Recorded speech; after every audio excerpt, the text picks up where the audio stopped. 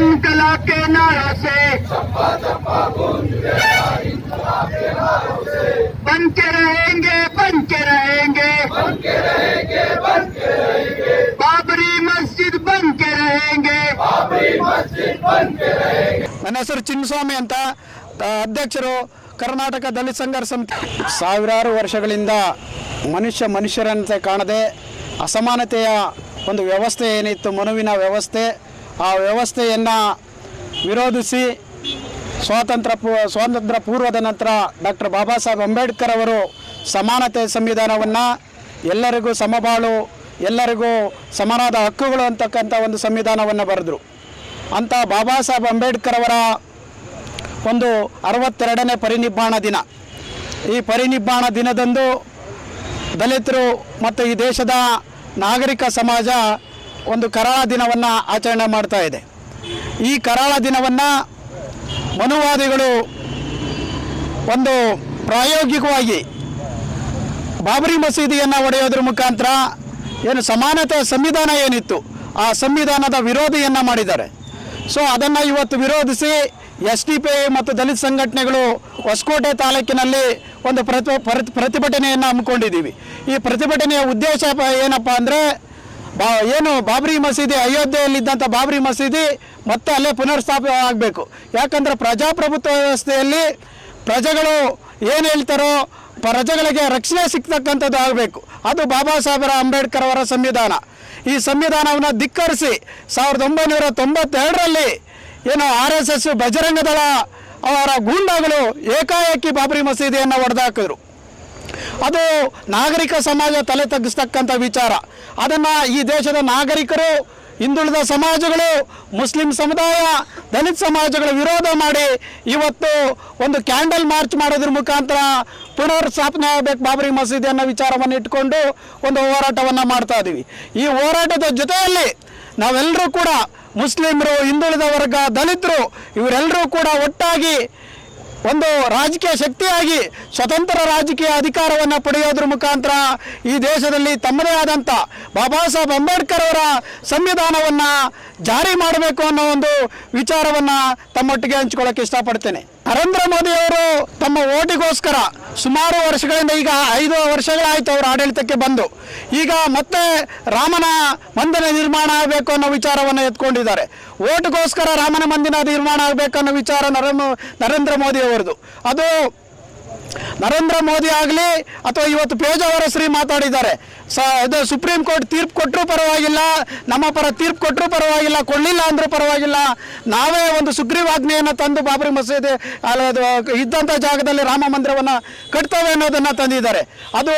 ಅದಾಗೋಕ್ಕೆ ಈ ಸಮಾಜ ಏನು ನಾಗರಿಕ ಸಮಾಜ ಬಿಡೋದಿಲ್ಲ ಅನ್ನೋ ಒಂದು ಮಾತನ್ನು ಕೂಡ ಇವತ್ತು ಹೇಳ್ತೇನೆ. ಮುಂದಿನ ದಿನಗಳಲ್ಲಿ ನರೇಂದ್ರ ಮೋದಿ ಅವರ ನಾಟಕ ಏನು ಮನ್ ಕಿ ಬಾತ್ ಅಂತ ಹೇಳ್ತಕ್ಕಂಥದ್ದು, ಅದು ಮನ್ ಕಿ ಬಾತ್ ಅಲ್ಲ, ಅದು ಮಂಕಿ ಬಾತ್. ಆ ದೇಶದ ಜನತೆ ಮುಂದೆ ಕಿರಿಚಾಟ ಮಾಡಿ ಸುಳ್ಳು ಭರವಸೆಗಳನ್ನು ಕೊಟ್ಟು ಏನು ಒಬ್ಬೊಬ್ಬ ಅವನ ಖಾತೆಗೆ, ಬ್ಯಾಂಕ್ ಅಕೌಂಟ್ಗೆ 15 ಲಕ್ಷವನ್ನು ಹಾಕ್ತಾನೆ, ಈ ದೇಶವನ್ನು ಅಭಿವೃದ್ಧಿ ಪಡಿಸ್ತಾನೆ ಅಂತೇಳಿ ಹೇಳಿದಂಥ ನರೇಂದ್ರ ಮೋದಿ 5 ವರ್ಷ ಕಳೆತು ಇದುವರೆಗೂ ಯಾರ ಬ್ಯಾಂಕಿಗೂ ಅಕೌಂಟ್ಗೂ 1 ರೂಪಾಯಿ ಕೂಡ ಬಂದಿಲ್ಲ. ಅವರ ಎಲ್ಲ ಭರವಸೆಗಳು ಸುಳ್ಳು. ಏನು ವಲ್ಲಭಾಯ್ ಪಟೇಲ್ ಒಂದು ಪ್ರತಿಮೆಯನ್ನು ಕಟ್ಟಿದ ತಕ್ಷಣ ಈ ದೇಶದ ಉದ್ಧಾರ ಆಗೋದಿಲ್ಲ. ಆ 3,000 ಕೋಟಿಯನ್ನು ಜನರಿಗೆ ಕೊಟ್ಟಿದ್ರೆ ಇವತ್ತು ಜನರ ಅಭಿವೃದ್ಧಿ ಆಗ್ತಿತ್ತು, ಈ ದೇಶದ ಅಭಿವೃದ್ಧಿ ಆಗ್ತಿತ್ತು. ಅದನ್ನು ಬಿಟ್ಟು ನಾನು ಯಾವುದೋ ಪ್ರತಿಮೆ ಮಾಡಿಬಿಟ್ರೆ ನಾನು ಅಧಿಕಾರಕ್ಕೆ ಬರ್ತೇನೆ ಅನ್ನೋದು ಸುಳ್ಳು. ಈ ದೇಶದ ಜನತೆ ಇವತ್ತು ನೋಡಿದ್ದಾರೆ, ನರೇಂದ್ರ ಮೋದಿ ಏನೋ ಮಾಡ್ತಾರೆ ಅನ್ನೋ ಒಂದು ಭರವಸೆಯಲ್ಲಿದ್ದರು. ಅವರ ಏನೋ ಸುಳ್ಳು ಭರವಸೆಗಳನ್ನು ನೋಡಿದ್ದಾರೆ. ಮುಂದಿನ ದಿನಗಳಲ್ಲಿ ಅವರಿಗೆ ತಕ್ಕ ಪಾಠವನ್ನು ಕಲಿಸ್ತಾರೆ. ಅದರಿಂದ ಈ ಹಿಂದುಳಿದ ಮತ್ತು ದಲಿತ ಮತ್ತು ಎಲ್ಲ ಸಮಾಜಗಳು, ಬಡವರು ಕೂಡ ಒಟ್ಟಾಗಿ ನರೇಂದ್ರ ಮೋದಿ ಅವರನ್ನು ಧಿಕ್ಕರಿಸಬೇಕು ಮತ್ತು ಸ್ವತಂತ್ರ ರಾಜ್ಯಾಧಿಕಾರವನ್ನು ಈ ದೇಶದಲ್ಲಿ ಮಾಯಾವತಿ ಮತ್ತು ಏನು ಫ್ರಂಟ್ ಇದೆ, ಥರ್ಡ್ ಫ್ರಂಟ್ ಮೈತ್ರಿ ಒಕ್ಕೂಟ ಏನಿದೆ ಅದರ ಮುಖಾಂತರ ಪಡಿಬೇಕು ಅಂತೇಳಿ ನಾನು ಇಚ್ಛೆ ಪಡ್ತೇನೆ. ಅದು ಆಗುತ್ತೆ ಅನ್ನೋ ಕೂಡ ಭರವಸೆಯಲ್ಲಿ ಕೂಡ ನಾವೆಲ್ಲರೂ ಇದ್ದೀವಿ. आज दिसंबर 6 डॉक्टर बाबा साहेब अम्बेडकर इस दुनिया से रुखसत हुआ दिन है और इसी दिन यहाँ के फिस्ताई ताकतों ने हमारे दस्तूर अमल को, हमारे मुल्क के आइन को लात मारते हुए 420 साल तक अल्लाह की इबादत की हुई एक मस्जिद को स्मारक करे हुए दिन भी है। तो ये दोनों इशू को लेकर आज कर्नाटक दलित संघर्ष समिति और social democratic party of India के हमारे बैनर में आज हम एक प्रोटेस्ट यहाँ पर एहतिजाज किए हैं और एक कैंडल मार्च किए हैं और एक मेमोरेंडम भी हम सबमिट कर रहे हैं हमारे मुल्क के राष्ट्रपति जी को कि हमारा डिमांड ये है कि जहाँ पर बाबरी मस्जिद थी वहाँ पर बाबरी मस्जिद की तामीर दोबारा करो, ये हमारा डिमांड है। और इसी के साथ जो लिबरान कमीशन जो रिपोर्ट दे के है 708 जो आरोपी हैं जो इनके ऊपर कड़ी से कड़ी कानूनी कार्रवाई करना बोल के हमारा डिमांड है। और जहां पर बाबरी मस्जिद का एक इशू है इसको आज बीजेपी एक पॉलिटिकल गेम के लिए ये इशू को उछाल रही है। मैं पूछना चाहता हूं नरेंद्र मोदी जी को, मैं पूछना चाहता हूं बीजेपी के लीडरों को, 2014 में आप हुकूमत में आए थे तो क्या एजेंडा लेकर आप हुकूमत में आए थे? 100 दिन के अंदर काला धन हम भारत को लाएंगे और इस देश के वासियों को 15-15 लाख अपने अकाउंट में जमा करेंगे। दूसरा आपका वादा था 1 साल में 1 करोड़ हम रोजगार पैदा करेंगे। अभी जाके कोई रोजगार पूछने जाता है हमारा नौजवान तो जवाब दे रहे हैं आप पकोड़ा बेचो। इसी तरीके से अच्छे दिन के वादे करके आए थे, लेकिन अच्छे दिन आए किसके लिए आए?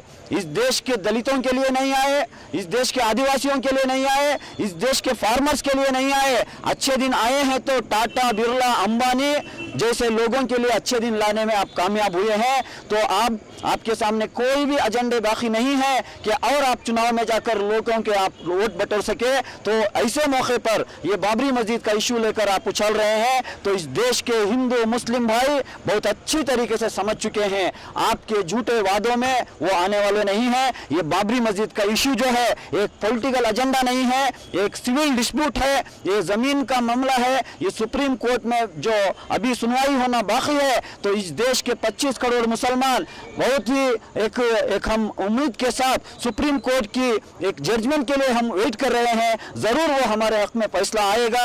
जब फैसला आ जाएगा हम सारे हिंदू मुस्लिम पूरे मिलकर वहां पर दोबारा बाबरी मस्जिद की हम तामीर करेंगे। ये नरेंद्र मोदी की जो पॉलिटिक्स है, ये जो बीजेपी वालों की सियासत है, ये सियासत को नाकाम करना बोल के हम मीडिया के जरिए से पूरे मुल्क भर के निवासियों को हम अपील भी करते हैं। मेरा नाम अफसर कुडलीपेट है, social democratic party of India का स्टेट सेक्रेटरी। ಮನೆ ಕಟ್ತಾ ಇದ್ದೀರಾ? ಸೂಪರ್. ಗ್ಯಾಪ್ ನ ಇರ್ಲಿ, ಮನೆ ಯಾವಾಗಾದ್ರೂ ಕಟ್ಟಿ ಮನೆಯಲ್ಲಿ SK ಡಿಜಿಟಲ್ ಟೈಲ್ಸ್ ಅನ್ನೇ ಹಾಕ್ಸಿ. ಯಾಕಂದ್ರೆ ನಿಮ್ ಮನೆ ನಿಮ್ ರೆಪ್ಯುಟೇಷನ್. ಹೌದು, SK ಡಿಜಿಟಲ್ ಟೈಲ್ಸ್ ನಿಮಗಾಗಿ ತಂದಿದೆ 15,000ಕ್ಕೂ ಹೆಚ್ಚು designer tiles, digital printed tiles, 3D glass tiles, ಗ್ಲಾಟ್ರಿ effect glass tiles, art mural tiles, silver art tiles, gold ಗ್ಲಾಟ್ರಿ tiles, 3D effect high gloss tiles. Starting price just ₹99 per square feet ಮಾತ್ರ. Gap ನ ಇರ್ಲಿ, SK digital tiles, ಮನೆ ಕಟ್ಟುವ ಹೊಸ ಕನಸು, ಹೊಸ ಹೆಜ್ಜೆ.